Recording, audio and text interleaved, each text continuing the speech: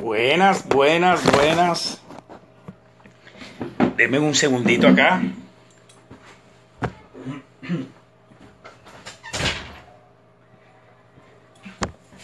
Bueno, ya que se cortó la comunicación porque el amigo Humberto, al parecer que en el momento que se subió al ascensor, se le cortó la comunicación, pero yo quiero terminar de dejar un punto en claro, ¿no? Fíjense, estamos leyendo de parte de un grupo de liberales unos criterios que para mí no los cumple, no hay un ejemplo de un país que cumpla con todos los criterios que proponemos, ¿no? ¿Por qué? Porque en la doctrina del liberalismo tú deberías de tener, por lo menos no debería haber impuestos a la sucesión, no debería haber impuestos sobre la renta, básicamente debería haber un impuesto único, debería haber libertad monetaria, libre porte de armas, garantías a la propiedad privada, libre comercio, libre mercado, no debería de haber aranceles a las importaciones ni ningún tipo de proteccionismo, pero resulta que la mayoría de los países o todos los países en alguna u otra medida tienen algo de estas cosas que nosotros decimos que no debería tener un país liberal. Es decir, no hay un país que cumpla el 100% con esos criterios. Entonces la pregunta mía es, ¿cuál es el liberalómetro? ¿Cuál es básicamente el parámetro donde comenzamos a decir que un proyecto de país, un gobierno, es o no liberal, es o no mercantilista, es o no socialista? Se sabe que Estados Unidos tiene algún tipo de intervención en el Estado, algún tipo de proteccionismo, y sin embargo no se puede decir que sea una economía netamente socialista o que no tenga algo de liberalismo. Entonces yo creo que hay una confusión con respecto a lo que es el liberalismo académico, ¿ok?, como filosofía política, y otra cosa es el liberalismo como política en la práctica. Porque una de las cosas que no me dejó exponer Humberto, porque no me deja hablar literalmente, es la siguiente. En política tú estás limitado por la opinión pública. Tú puedes ir con la verdad más grande del mundo, tú puedes tener la verdad con la evidencia en tus manos de qué es lo que funciona. Pero si la opinión pública no consiente con eso, tú no vas a poder implementar eso. La política no se maneja así como un tema de blanco o negro, porque la política es el arte de negociar. Los que hemos trabajado en venta sabemos de lo que estoy hablando. Yo voy a poner un ejemplo. Si hoy en día la educación en Venezuela, el 30% de los institutos educativos están en manos de particulares y el 70% está en manos del Estado, entonces si yo voy a un parlamento donde voy a debatir este tema, yo como liberal voy a proponer que privaticemos todo el sector educativo al 100%. Es decir, que ese 30%, ese 70% de instituciones educativas que hoy en día están en manos del Estado, yo voy a proponer que sean 100% hoy en día, que pasen a partir de hoy a manos de particulares. ¿Qué es lo que va a hacer la bancada socialista o de la izquierda? Bueno, va a pedir que ese 30% que hoy en día está en manos de los particulares pase a manos del sector público. Es decir, vamos a estatizar completamente la educación. Esa va a ser la propuesta de ellos. Entonces, cuando tú vas a un parlamento en política, la discusión va a empezar a generar acuerdos. Tú no puedes pretender que si no logras el 100% te vas a parar de la discusión tildando a todo el mundo socialista y vas a dejar la discusión a la mitad y vas a permitir que los que están ahí legislen. Porque si tú vas a un parlamento es para legislar y para conseguir acuerdos. ¿Con quiénes? Con las fuerzas políticas que sean más o menos afines, con las que tú tengas más o menos puntos de contacto, puntos de coincidencia. Esa es la forma como se hace política, esa es la forma como se legisla en un parlamento. Entonces no me vengan a decir mañana que si yo soy parlamentario y yo firmo un acuerdo donde llegamos en el Parlamento a la decisión de que ya no va a ser el 30% de los institutos educativos que van a estar en manos de los particulares, sino el 60%, y el 40% va a quedar en manos del Estado, digan, bueno, pero fíjate, este tipo es liberal y firmó un acuerdo donde él consiente que el 40% de las instituciones educativas queden en manos del Estado, pero estás haciendo un análisis tendencioso y aislado, ¿verdad? Porque así no se maneja la política. Entonces no podemos pretender, donde no tenemos un ejemplo, decir esto es lo que se tiene que hacer y esto es lo que se tiene que hacer y tiene que haber libre porte de armas y no tiene que haber banco central y tiene que haber libertad monetaria y tiene que haber federalismo y tiene que haber derecho a la secesión, y porque ningún Estado al final consigue eso. Lo que va a terminar en el balance de las discusiones, el balance general de las discusiones, es que algunas políticas van a estar más hacia el lado de la derecha, de la libertad y de la autonomía de los individuos, y otras políticas van a estar más del lado del estatismo. Eso es la política, algo que los liberales no entienden, porque el liberal formado de academia, de los libros que nosotros leemos, entonces lo que hacemos es sacar conclusiones que queremos tener digamos, el sistema perfecto. Está bien, filosóficamente lo es, doctrinariamente es lo correcto, y si vas a un parlamento es lo que tienes que proponer. Yo no voy a proponer en un parlamento que el 40% de los institutos educativos queden en manos del Estado. Yo voy a ir proponiendo que el 100% de los institutos pase a manos de los particulares. La contra que yo me voy a encontrar es si cuento o no digamos, con el beneplácito de la opinión pública para poder hacerlo, a menos que como liberales estemos diciendo que queremos formar una dictadura liberal. Pues, y si la gente no está de acuerdo, ¿qué hacemos? Pregunto yo. Bueno, de eso se trata, de ganar consensos, de hacer consenso, de ir buscando puntos donde nos encontremos con otras fuerzas políticas, porque ese es el arte de la política, que vuelvo y repito, lamentablemente los liberales no la manejan.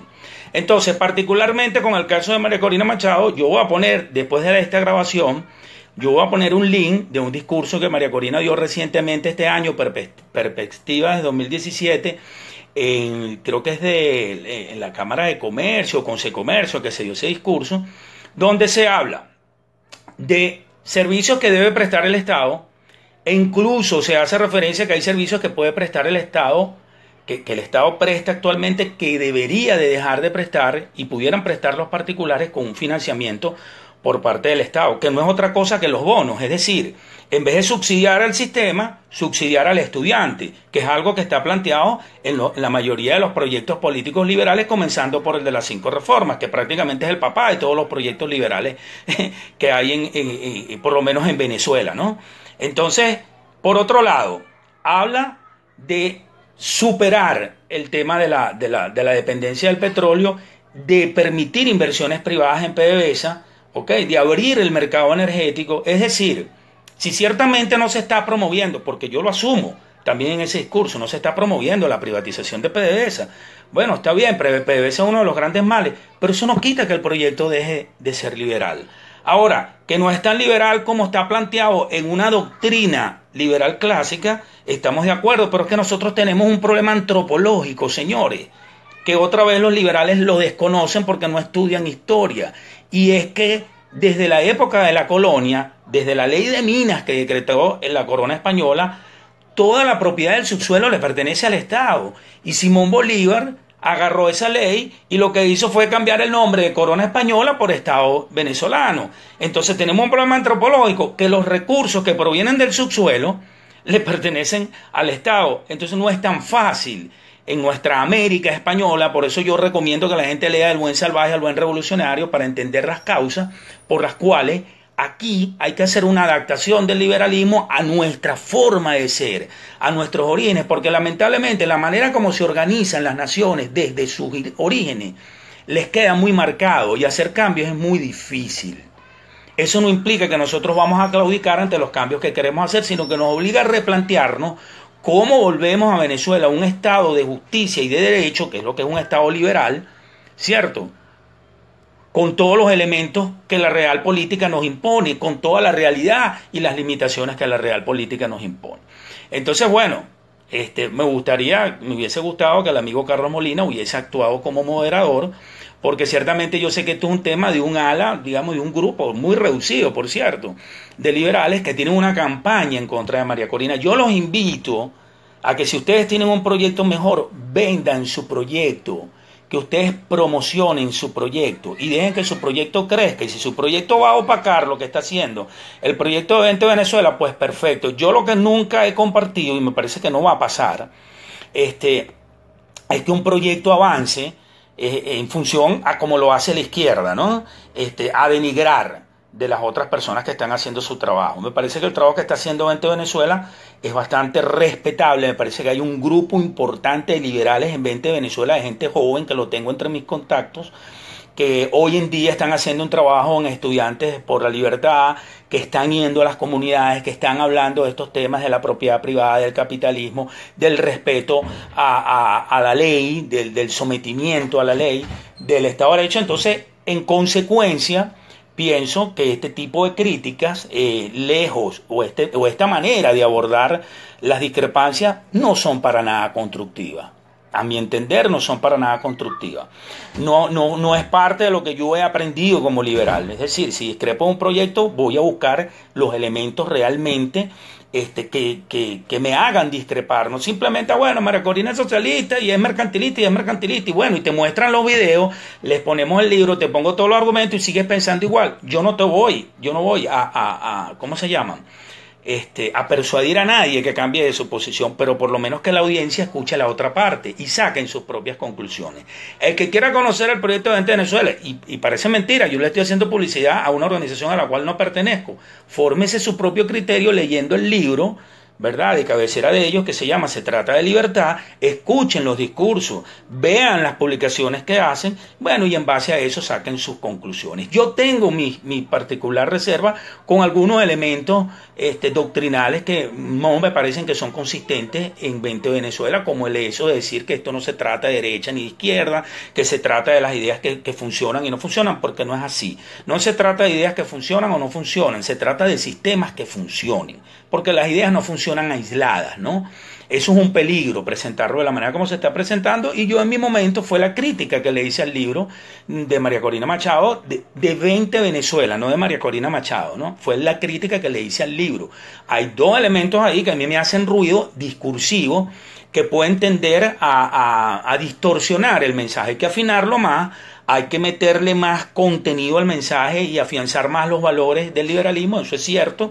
Yo no voy a decir que esa crítica no está totalmente válida, pero hay de ahí a empezar a tildar a una persona, a insultarla, porque de paso también he visto insultos. Oye, ya, o sea, tú me dirás, si estamos en contra de una clase política que lo que maneja es un lenguaje soez, un lenguaje totalmente grosero, y que la manera de referirse a sus contrincantes es, bueno, básicamente atacándolos personalmente. Yo esa forma, me parece que es una forma de hacer política propia de la izquierda, no de los liberales, no de un liberal, ¿no? Ante todo, los liberales somos unos lores, por eso el liberalismo es inglés, ¿no? Podemos dar argumentos, podemos manifestar donde discrepamos y no podemos ser tendenciosos, porque ese es otro tema. Me parece que ser tendencioso es tomar elementos de un discurso, ¿verdad?, para reafirmar mis prejuicios, los puntos de apoyo de mis prejuicios, pero realmente no hago una valoración global del discurso, no hago una correcta hermenéutica, y por lo tanto agarro hechos aislados y doy argumentos tendenciosos. No es mi estilo. Yo pienso que hay que tomar los discursos como son, que hay que tomar todos los elementos que están dentro de la ecuación, y después de ahí, bueno, pues sacar una conclusión, ¿no? Es mi transmisión por el día de hoy. Les agradezco que me hayan acompañado, y bueno, cualquier tema que podamos tocar, me gustaría seguir tocando este tema con el amigo Humberto. Ojo, necesitamos a una persona que esté de moderador, porque, o sea, si no va a haber espacio para la réplica, y si en el momento que uno hace una réplica vamos a volver a tocar el mismo tema, como que estamos tratando de convencer a la otra parte, y no se trata de eso, se trata simplemente de que cada uno ponga sus argumentos en un tiempo razonable y que ustedes, la audiencia, puedan sacar su conclusión. Yo voy a cerrar nada más diciendo algo. Yo los invito a que busquen la historia de Singapur, y ustedes se van a dar cuenta que Singapur tuvo Banco Central, siempre ha tenido Banco Central, pero el Banco Central no tiene la potestad de manejar la tasa de interés, ¿no? ¿Qué es lo que provoca el manejo de la tasa de interés por parte de un Banco Central? Bueno, es lo que da paso a que el dinero se vuelva barato, que pierda valor, literalmente, y comienza este bochinche de la expansión crediticia, que es lo que lleva básicamente a los países a la quiebra. Se expande el crédito, ¿verdad? Entonces se incrementa la demanda intempestivamente mientras la oferta permanece igual, y lo que se genera es una inflación. Eso es un principio económico muy sencillo. Y lo que realmente ha dado pie a la existencia de los bancos centrales es justamente la expansión crediticia sin con reserva fraccionaria. Si los depósitos que están ahí guardados en los bancos, si no hay dinero y el banco presta en base a un dinero que no tiene, bueno, cuando la gente vaya a reclamar el dinero, lo que pasó en Venezuela en los años 90, se va a dar cuenta que el dinero no está. ¿Y qué es lo que hace el Banco Central? Rescata esos bancos. Eso es una sinvergüenzura. Entonces, es una buena razón para argumentar de que no exista banco, para abogar por la eliminación del Banco Central, pero no significa que un país que tenga Banco Central no haya prosperado económicamente, porque Singapur es un ejemplo de transformación en tan solo 20 años de gobierno, algo así, no sé si un poco más, un poco menos. Entonces, no, que no es liberal porque no dice que va a eliminar el Banco Central, no, que no es liberal porque no dice que todo el mundo va a andar armado hasta los dientes y no va a libertad de porte de armas. O sea, ¿cuál es el criterio para decir entonces que un proyecto es o no liberal? ¿No? Son las cosas que yo llamo a reflexión y bueno, espero sinceramente que podamos tener ese debate abierto, ese debate franco, ese debate de respeto, ese debate de argumento y de respetar los tiempos para uno poder argumentar, ¿no? Porque parece que se mete mucha gente como que a meter casquillo, no, bueno, sí, tal, y le diste nocao y no sé qué, y esa no es la manera de llevar un debate, o sea, así no se define quién gana un debate, o sea, los debates, lo que se intenta en los debates es poner argumentos para que, repito, la propia audiencia saque sus conclusiones. Buenas noches y muchas gracias.